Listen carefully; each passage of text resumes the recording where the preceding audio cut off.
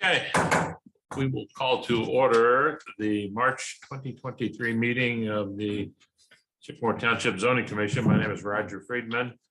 I ask Mr. Meese to take the roll call.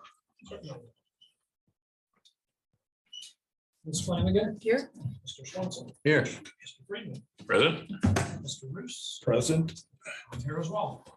Okay, the first item on the agenda for this evening is the approval of the minutes from the January 9th, 2023 meeting and the February 13th, 2023 meeting. I know that we've gotten drafts of those minutes and some comments have come back. Are there any additional comments or questions or changes that need to be made? Anyone is aware of? I wasn't here for the February 13th meeting. Nor so was I. Abstained from Well, voting on that. the one change that The January. I was, so you made. I move that we approve that January meeting minutes with the changes from both Ann and myself. January, I was not here, I'm February. sorry, February meeting minutes. Okay. February. On that, Are we moving January or? February. February. February meeting. I was not here. So I'll abstain. I'll second. okay. All in favor? Aye. Anyone opposed? No. February is approved. Okay, how about January? I was absent, so I move that we approve the January 9th, 2023 minutes as. Okay, I'll second it. second, all in favor? Aye. No one's opposed? Minutes are approved for January as well. Okay. Old business, a request for a motion to dismiss without prejudice the previous application by Capital Investment Group under case number 2022-18Z. Jeff, if you want to give us an update on that. Thank you, Mr. Chairman. Yeah, and just in looking at the in review of case 2022-18Z, there was some, perhaps the canary in the coal mine where some residents were complaining that they did not get noticed. And then upon looking at it, it was found that insufficient notice was sent. This was before I started. There's 14 unique neighbors, 4 unique neighbors were sent notice. Therefore, we would look for a dismissal and we would restart the case Okay. under new. It's my understanding that the applicant had requested that dismissal with the understanding that it was without prejudice and they were going to be permitted to file a new application. That's correct. Okay. And I believe that's our new business for this evening, That is correct. which is case number 2023-02Z.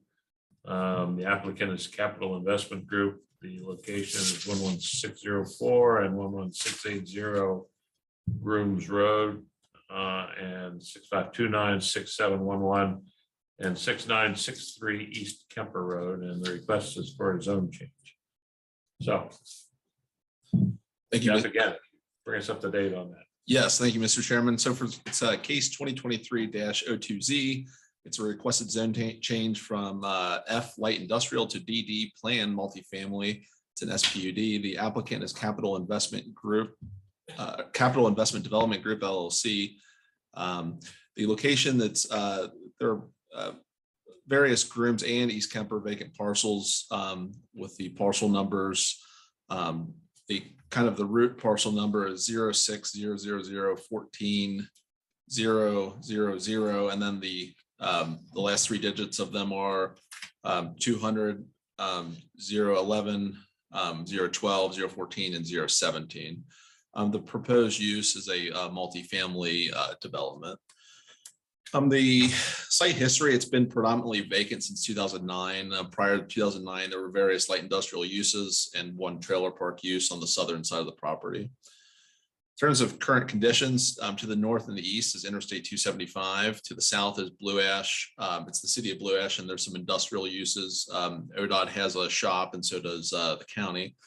And then to the west, there's a mixture of Sycamore Township zoned properties, zoned office, A2 single family, and F light industrial. The size of the property is about 17.258 acres. The frontage along Grooms Road is about 770 feet. The frontage along 275 is 1,059 feet. The topography is 2 developable plateaus in the center of the subject property. Both plateaus drop off to a branch of Sharon Creek. Currently, it's vacant land, so there's no ISR. The maximum density, a dwelling units per acre is 14.5, which is max. And then, of course, if there was more, specific trustee approval would eventually be required. The proposal, the applicant is proposing a well-landscaped, high-density residential use, a total of 9 detached multifamily housing facilities, depending on grade. The units are 3 or 4 stories. Max height is 54 feet. There's a total of 392 units. The dwelling units per acre it hasn't changed since case 22-18Z. It's 22.71 floor dwelling units per acre. The floor area is 158,550 square feet. The unit size ranges from 500 square feet to 1,300 square feet. The number of proposed signs is 6. Proposed amenities include a clubhouse, a dog park, and it's a well-landscaped property. Just in terms of some of the specifics about the property, it's a PUD, so the lot widths, the front yards can be reduced. You saw this with a similar residential case. This is on page 2, in the Aspire case. So the proposed front yard requirement is 30 feet in the code. Along Grooms Road, the front setback would be 40. Along I-275, it would be 29 feet. The rear setback, in the code, it requires 30. Here, it's proposed to be 22 feet. The maximum principal building height, it's 3.5 stories or 45 feet. The proposal is at 4 stories with a pitch roof or 54 feet. In terms of the land use plan, the land use plan calls for office, and office is not proposed. It's multifamily residential. Certainly the applicant CIG Communities has not made an annexation threat or claim, but in terms of good planning and just looking at what's around, the city of Sharonville or the city of Blue Ash could reasonably make an annexation claim. So, it's under threat of potential annexation. So I would just throw it out there. The building materials, the variety of, so there's a variety of high quality for the main multifamily units.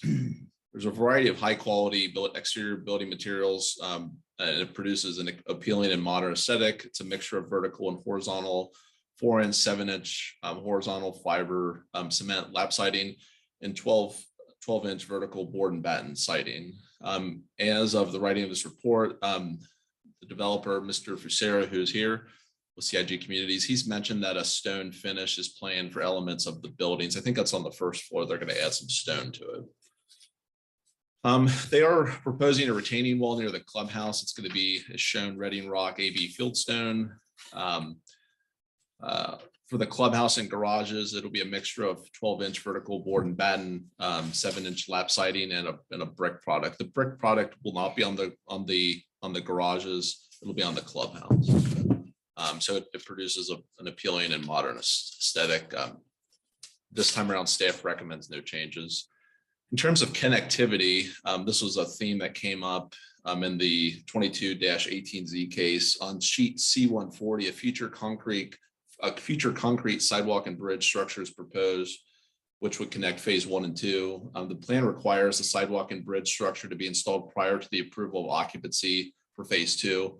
Staff likes that note because it specifies that the sidewalk will be in before phase 2 is in.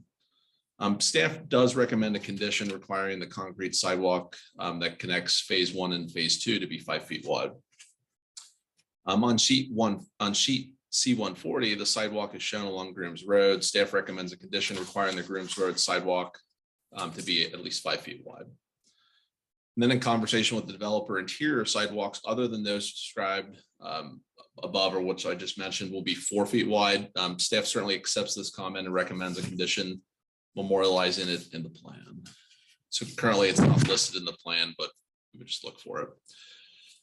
In terms of parking, for phase 1, 463 spaces are proposed.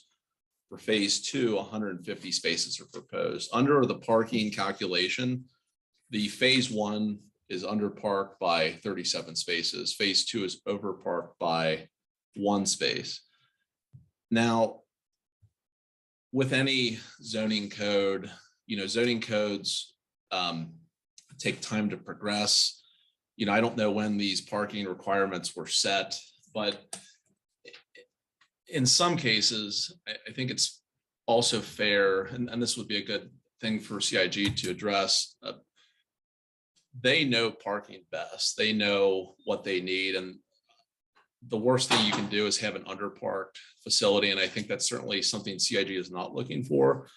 And so I would just, CIG mentioned that 613 total spaces, 463 on the phase 1 and 150 spaces for phase 2 was sufficient.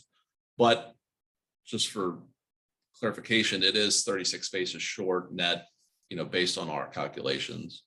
But they have the expertise of the field, the current, multifamily space, and I would yield to their discretion on that. But that might be a good area to unpack.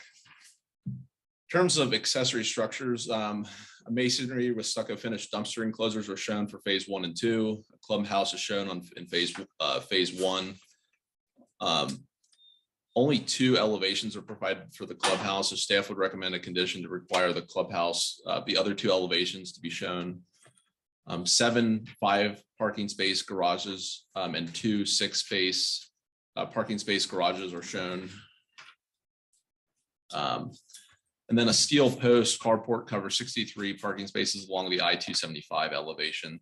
In that picture on their proposed plans, you would see a motorcycle that's tarped. Staff would recommend a condition that no items other than untarped and operable vehicles, such as motorcycles, sedans, SUVs, or trucks, shall be stored under the carport. Further, that items other than untarped and operable vehicles are not permitted to be stored outside unless properly stored in one of the 9 designated garages. So if this were to be built, I think the township would, just not like to see tarp things under the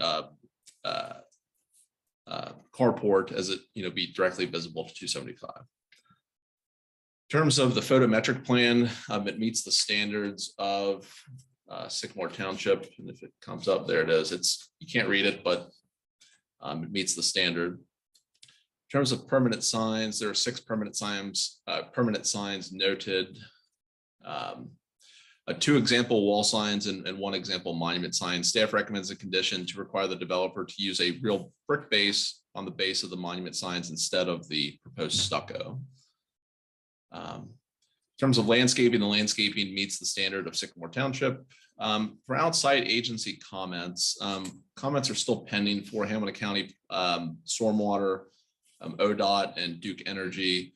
In terms of the Hamilton County engineer, there was a traffic study that occurred for this project. Hamilton County Engineer's Office accepted the findings of the study and affirmed that the report's recommendations appear valid. And then they provided standard practices. MSD reports that sewer capacity is available, but there, pumped building sewers will likely be required. And then they mentioned similar standard practices for them.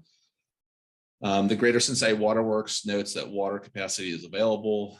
Hamilton County Soil and Water, they issued a conditional approval. The Sycamore Township Road Superintendent noted no concerns. The Sycamore Township Fire and EMS, they had a question about elevators, and elevators under Ohio code are not required to be on any of these buildings. But I understand that the building 9, the phase 2 building will have an elevator.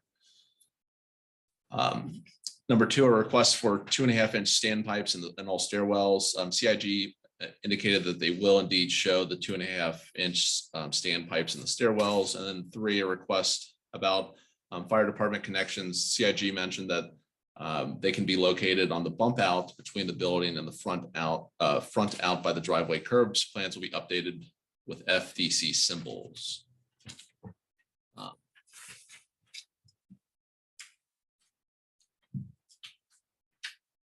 As for a summarized planning, zoning, and site arrangement considerations, staff does not have a concern related to the density of this proposed development, given its proximity to I-275 and the adjacent surrounding uses of higher density. The site arrangement of this plan delivers innovative and an efficient use of land. This development assures a harmonious relationship with the existing and potential development of the surrounding property. This residential use does provide a residential housing option in the proximity to a concentration of nearby jobs. I noted that a plausible negative consequence of the township not considering this rezoning proposal is the plausible threat of annexation at the subject property by the city of Blue Ash or the city of Sharonville. They're just in striking distance. Just to note, the dwelling units per acre is 22.714. And if this was to occur, a specific board of trustee approval would be necessary at the next step. I note that there are 613 parking spaces as a PUD. Staff accepts the developer's assertion that sufficient parking is provided, but I would welcome the board to further unpack that with the applicant. Staff recommends a condition requiring the Grimm's Road concrete sidewalk and the sidewalk connecting phase 1 and 2 to be 5 feet wide. Also a note that all other sidewalks in the development must be at least 4 feet wide. Staff recommends a condition that all 4 clubhouse elevations are shown on sheet A301. Staff recommends a condition that no items other than untarped and operable vehicles, such as motorcycles, sedans, SUVs, and trucks, shall be stored under the carport. Further, that items other than untarped and operable vehicles are not permitted to be stored outside unless properly stored in one of the 9 designated garages. Staff recommends a condition to require the developer to use a real brick base, the base of the monument signs instead of the proposed stucco. Staff recommends a condition to require the implementation of applicable fire department comments. I would add 3 other proposed conditions that aren't on this list. I was taking a look at some of Skylar's past work, and two of which are kind of standard boilerplate. One relates to further communication towers, and that there would be a recommendation to have no more further telecommunication towers on site. There is currently a tower on site now, but it's there. And then for 7, it would be staff recommends that the site shall not be used for off-site advertising signs such as billboards in the future. The last proposed condition would relate to, and I was talking to Greg about this, but Mr. Fusera about this before the meeting.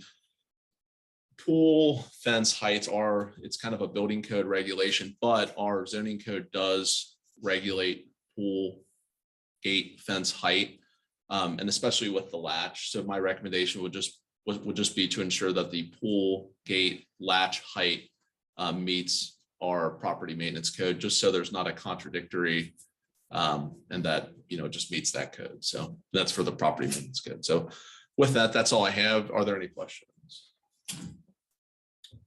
Anyone have any questions for Jeff? Are the signs that you're talking about placing, do we have specific size of those? Are they I mean, I know the one's going to be a monument sign it's going to have a brick base around it. So that's a good point. Let me go through some of the specifics of the plan. Let's see here. Just want to show you the sidewalk. So this is the proposed sidewalk from phase 2 to phase 1. Phase 2 and phase 1 are clearly shown, and there's a crossing there, and there'll be a bridge here across Sharon Creek there. And then here you'll see the sidewalk that runs along Grimm's Road. There is some probably utility to the sidewalk. Maybe one day, perhaps Blue Ash connects the sidewalk to their Grimm's sports facility, maybe one day. So there's that. In terms of, these are the carports. One of the questions I had were, these carports, are they durable? Will they sustain an impact from one of those posts? And I understand those posts are made of steel. So I understand they're durable. As for, pull up the signage, which is down here. There's the pool gate, and just I think the pool gate, I think it's at 52 inches. It calls for the latch, and it's down a little lower, so we can work through that. Here's the proposed elevations for the main buildings. In case 22-18Z, there was a comment to recommend more board and batten siding on some of these bump outs, and they did include that on this case. So that was nice.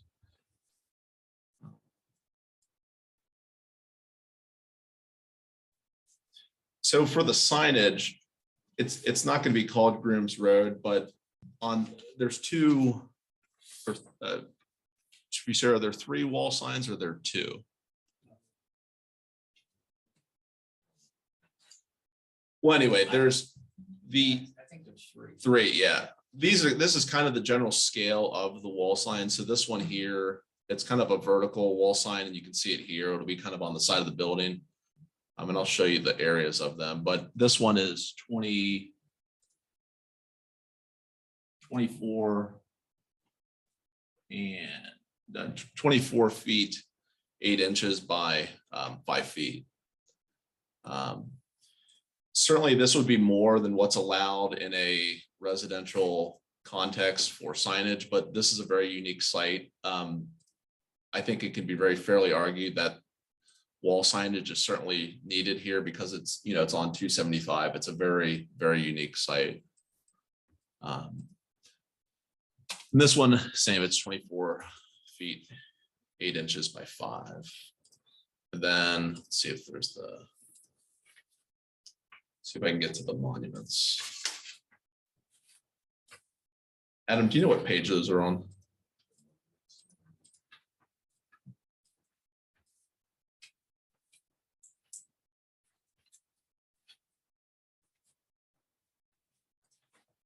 Page 52 is the next to last sheet. Okay, so these are the monument signs here. And one of the conditions is that the base is not stucco, but a brick finish. Just a little bit more showy. Could you show us on the plan where the monument signs go? Yes. Where the building mounted signs are? Yes. It's up to the front.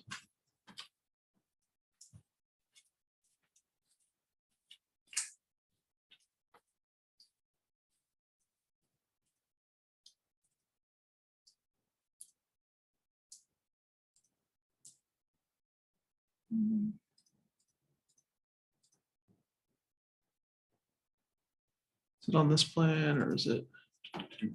Prior to this one, the C140. Here, is that it? Yeah, that's it. Okay. So one of the wall signs is going to be here on the phase 2 top of building 9. And the other wall sign is going to be here on building 7, phase 2. And then there's one more wall sign here on phase 1 on building 4. So there are fins that are out perpendicular to 275.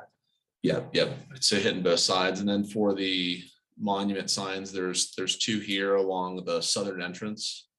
And then there's another monument sign on the phase 2 on the northern entrance.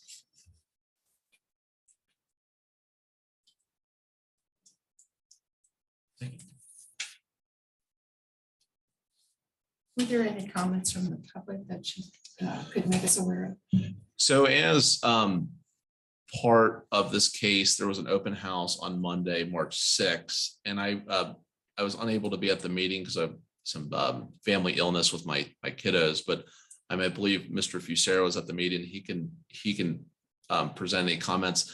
I understand that one resident was there and was concerned that they might not be able to view the white-tailed deer and red-tailed hawks anymore, but that's the only comment that I kind of heard through it. So. And in reviewing this, are there areas where you think they could accommodate additional parking spaces? I looked at that and I don't know that I see any. Presumably, if the density went down, the need for those 37 parking spaces would go down as well. Perhaps, yes. And I would yield to certainly Mr. Fusero if there was any other spaces. I would note this though, or for the parking, it requires 1.5 spaces for a 1-bedroom apartment. And then it requires 2 spaces for a 2-bedroom and above apartment. And if you have X number of 1-bedroom apartments, and that's going to be a question for Mr. Fusero to unpack, but are the majority of for example, 1-bedroom apartments, are the majority going to have more than one vehicle there at every time, at every night? Perhaps not, which might soften the need for that much parking, but granted, it is 2023, and I would yield to Mr. Fusero on some contemporary best practices in multifamily parking, but notwithstanding, the code does say what it says: 1.5 spaces for one bedroom, and then 2 spaces for 2 bedrooms and above. So. Jeff, were there any, I'm looking at 4 things that are variances of some kind. There's one around density. There's one for a setback on the rear yard. There would be a variance for parking, and there's a variance for the building elevation. Have any of those factors changed since this was before this board a few months back? No, nothing's changed in terms of those factors. And I would also remind the board, probably the most similar large scale multifamily development was also, it's a CIG communities development, the Gallery Aspire on Kenwood Road. And, for example, I don't know the exact setback on Happiness Way, for example, but there are substantially reduced setbacks on that. It is a PUD. So are they variances like in the sense perhaps, but it's a PUD. So it allows for a PUD allows for an SPUD allows for that flexibility. Jeff, on the building signs, that are mounted on the buildings, are they illuminated? I imagine they will be.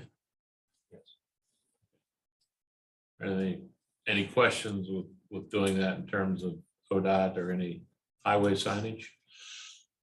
We can certainly check with ODOT, but in my experience, ODOT cares.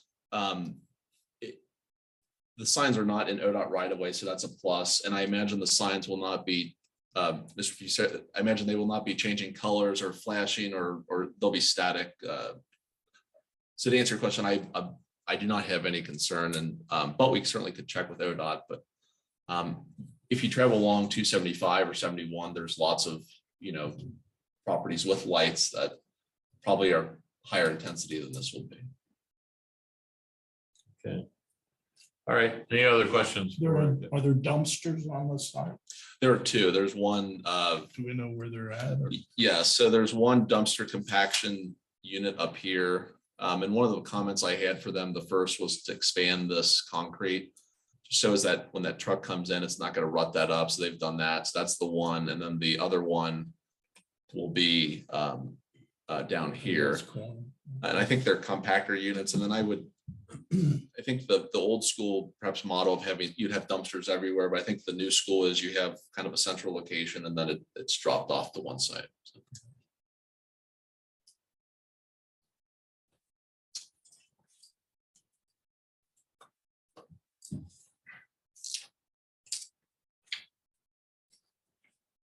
Any more questions? If anyone's here for the applicant, if you wish to make any comments about the application, if you'd step up to the ASO there and give us your name and affiliation.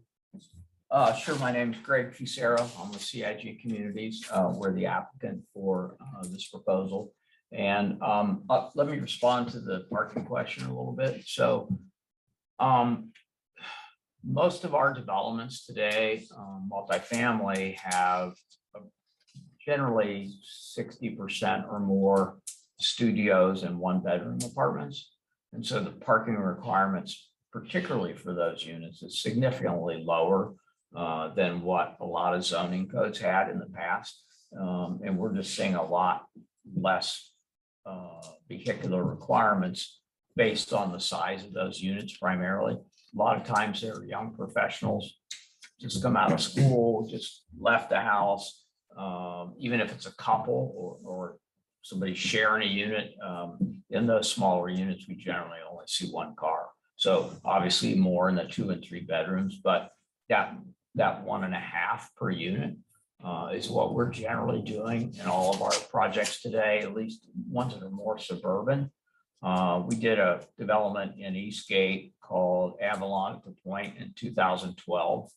That's 133 units. It has 1.5 spaces per unit. And we've never had an issue with that. So that's pretty typical of what we're seeing today. Some of our urban projects, when there's supposedly more, parking garages and parking there, some of those are down to one parking space per unit. We still really have not had any issues with parking. Other than that, the development as proposed, as shown here tonight, is exactly the same as it was previously. There have been some enhancements. Jeff's done a good job of pointing out some things to us that he thought we could do to, make enhancements to the overall development, which we've done. And the majority of the buildings are 3-story. Everything south of the creek are all 3-story buildings. The only one that's 4 is the second phase north of the creek. The residents that showed up on Monday night would really like to see that phase 2 be a brewery. And we're not opposed to that if the right person came along. And again, that's a second future phase. It's a little more difficult piece of the property from a development perspective. So we're not really sure when that might happen. Related to the signage, those on-building signs are critical piece of those in terms of lighting is to make sure that it does not interfere with the residents' windows that are close to those. So from a lighting perspective, we're going to do what we can, but not at a cost to our residents, because they're very sensitive to that, light, particularly at night when obviously is when you need it. So we pay pretty close attention to that. As far as trash pickup, the phase 1 is a trash compactor. And so that is in a fixed location, everything goes in it. Not very dissimilar from the typical dumpsters. The north section, phase 2, is an enclosed dumpster area just because there's not enough units to justify a compactor. But those are pretty standard, but when we can, we use a compactor for larger properties. Any other questions that I can answer?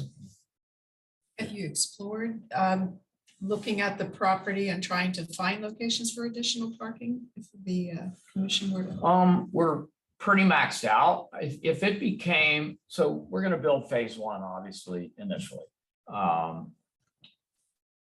If we had a problem and we couldn't lease units because there was a parking issue, more likely than not, we would bridge over the creek and put parking on the other side of the creek. Because obviously our success is based on residents wanting to be there. If there's a parking issue and we start to see move outs, lease terminations because of the parking issue, we're going to have to respond to it. Mr. Fusera, the parking spaces, what are the dimensions on the parking spaces? I believe they're 9 by 18. Okay, and when you were here before, we talked about the fact that preference would be for 19-foot widths on the parking spaces. Did you look into that at all? So when you include the curb and or sidewalk, which most of this has sidewalk along the parking, that extra foot is in the overhang over the sidewalk and the curb. See, they So show it right here. effectively, you get a 19-foot deep space based on having either the bumpers or the curb and sidewalk, which allows that front end of the car to go over into that area. I'm not sure how the width of the space is improved by having it No, overhang. I misunderstood you then. I thought you were talking about depth because you said I thought you said 19 feet. That would be the depth of the spot. Yes. And I guess I'm a little confused because my recollection when you were here before was that you proposed having 630 parking spaces. And it's my understanding that the project is the same. I'm not sure why, there's a different number now in terms of the parking spaces. I think what we did between then and now is we tried to make some upgrades to the overall parking situation in terms of we've created some garages which take up a little more space. So we lost a few spaces to those, but the garages are pretty high demand. as are the carports. We don't lose any spaces with the addition of the carports, but we do lose a few by providing garages. And how many garages are provided? There are 9 garages, 7 of which are 5 spaces, 2 of which are 6. And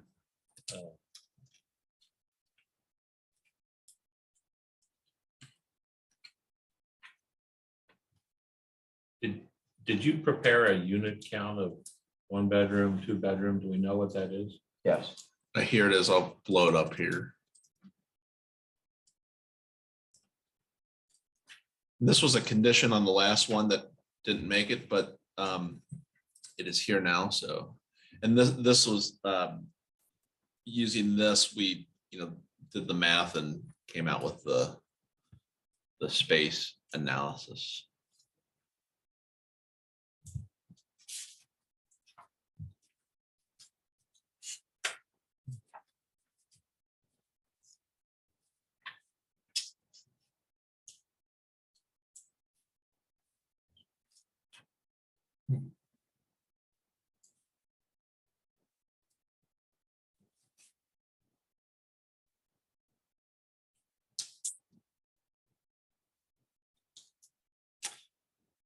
So just for the record, there's 200 for phase 1, there's 200 1-bedroom units.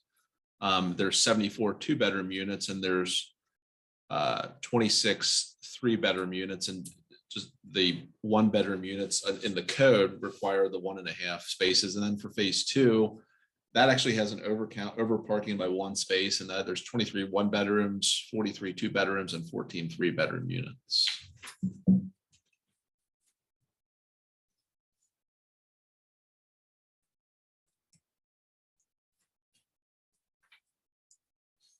And Mr. Facera, I know that there was a question the last time with regard to the Metropolitan Sewer District.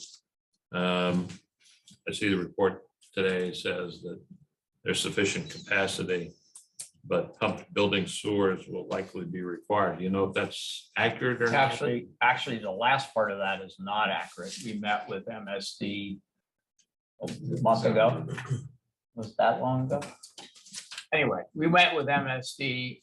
They went back and did their calculations because they originally told us that the existing lift station did not have capacity. Well, it turns out that it does have capacity. So I think 75 units are going into the existing lift station, and the rest of the project actually can be gravity fed into the existing sewer. So we're not maxing the capacity of the lift station, and we're using gravity sewer for the majority of the building. So that was a good result. Do we have anything from MSD that We do. substantiates that? Yeah, we have a letter stating that. I think you have them, I bought copies of the approved availability request. Yeah, and I maybe this wasn't the most up to date, but for 4, where that came from was it's due to the lay of the land, the distance of the structures to be serviced from the existing mainline sewer. Pump building sewers will likely be required, but if there's been updated. Yeah, and we have that. We have that letter. That's on record from MSD. Which then it turned Could out. we get that letter in as part of the application here? It's a condition. As a condition? Yeah. Yep, absolutely. That would be, I guess, if we're condition 9. Updated MSD letter. One final question. There was a statement that the sidewalk along Grooms Road had to be 5 feet in width. I don't know if the plan shows that or not. It does not, but we would look for a comment to that effect. Yeah, that's fine. We don't have an issue with that. Okay. Anyone else have any questions for the applicant? Anyone else care to speak on behalf of the applicant? Speak now or forever hold. Adam's here to answer questions, technical questions. He's the engineer. Okay, thank you, sir. Thank you.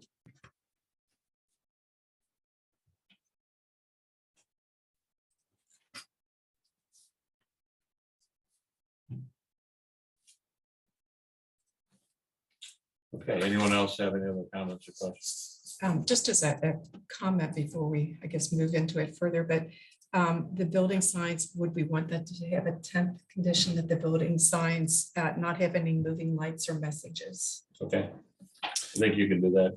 If you're gonna make a motion for consideration, that would add any condition you want to add to what we have already. Right. Did you want us to bring both motions before the body now, the commission now? In terms of the dismissal of the Yes. first one, yeah, I mean, we certainly can do that. Anyone care to make a motion to dismiss the previous application? It's 2022-18Z. Right, So moved. I'll second. all in favor? Aye. Okay, so then any new motion? So Mr. Meese, and then Ms. On the dismissal.